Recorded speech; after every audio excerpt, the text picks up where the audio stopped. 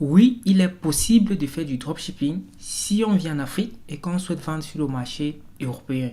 Mais cependant, vous devez comprendre, il y a énormément de contraintes liées au fait que tu résides dans un pays africain et que tu as un bon nombre de limitations pour ce qui concerne les accès à certains types de logiciels ou à certains types de plateformes. Alors, ce qu'il faut comprendre, c'est que le dropshipping, déjà, c'est l'un des modèles de business qui a rendu énormément de personnes riches à travers le monde, mais qui reste encore un business qui est très strict en termes de compétences et en termes de stratégie. Ok? Donc, il y a quelqu'un qui m'a contacté, qui me dit, je souhaite que tu m'accompagnes dans le dropshipping. Il m'a contacté via une de mes plateformes de freelance, puisque je propose des services sur la publicité. Il voulait que je l'accompagne dans la publicité pour qu'il puisse lancer son business de dropshipping. Il vit justement en Afrique, au Togo. Alors, j'ai discuté avec la personne, le prospect, si je peux dire comme ça, puisqu'il m'a contacté via un de mes services, une plateforme de freelance. Et à la fin, j'ai tiré la conclusion en disant simplement à ce client, je ne pense pas que tu sois en mesure de faire du dropshipping et de réussir depuis le Togo en vendant sur le marché européen. Et j'ai pris, je ne suis pas trop resté dans le développement, mais j'ai pris des éléments très simples pour montrer qu'il y a pas mal de compétences techniques qu'il faut prendre derrière. Ok? Je vais vous expliquer.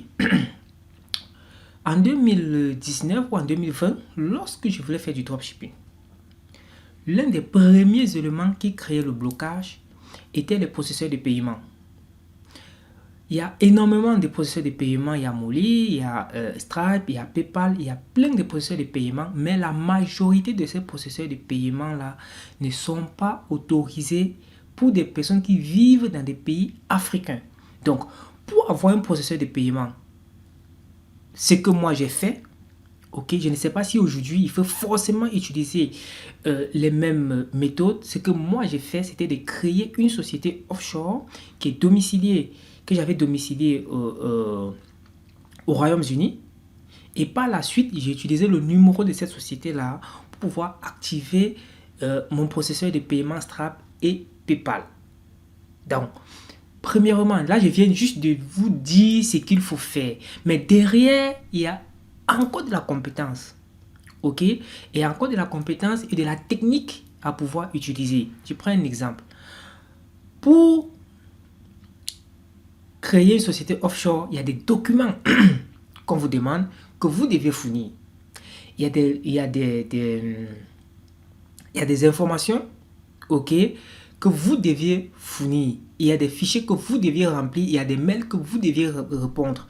Et je pense qu'il y avait une entrevue en ligne avec un logiciel qu'on appelait, c'était Credo. Bref, il fallait faire, il y avait un logiciel en ligne où il fallait, c'est pas confirmer quoi que ce soit. Bon, c'était un appel, voilà.